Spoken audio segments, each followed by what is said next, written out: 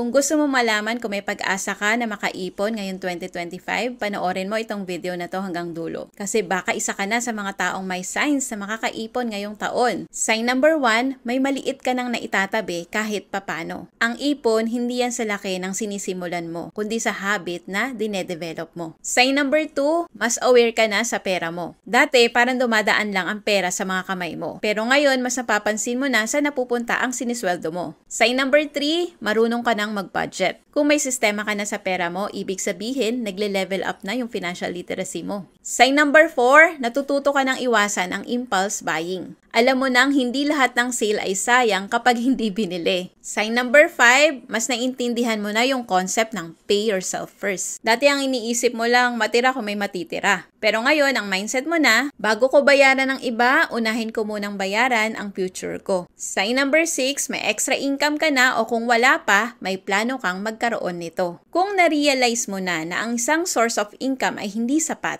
congratulations! Sign number 7, mas iniisip mo na ang future kaysa sa YOLO or you only live once. Dati ito yung mindset mo, enjoy lang, bahala na si Batman bukas. Pero ngayon, naiisip mo na yung epekto ng mga financial decisions mo para sa future mo. Sign number 8, may pinag-iipunan kang malinaw na goal. Kapag may specific na goal, mas nagiging madali at masarap mag-ipon at mag-invest. Sign number 9 and the last, willing kang matuto tungkol sa pagpapalago ng pera. Kung nanonood ka ng mga financial videos, nagbabasa ka ng articles, at willing kang mag-aral tungkol sa pag-iipon at pag-i-invest, ibig sabihin nun, seryoso ka na sa financial success mo. Mas gusto mo matutunan ang totoong paraan ng pagyaman at hindi lang umaasa sa tsamba. Sa IMG ko natutunan ang tamang pag-build ng financial foundation. Kaya kung gusto mo rin itong matutunan, comment #ipon below para mabigyan kita ng access sa aming free webinar.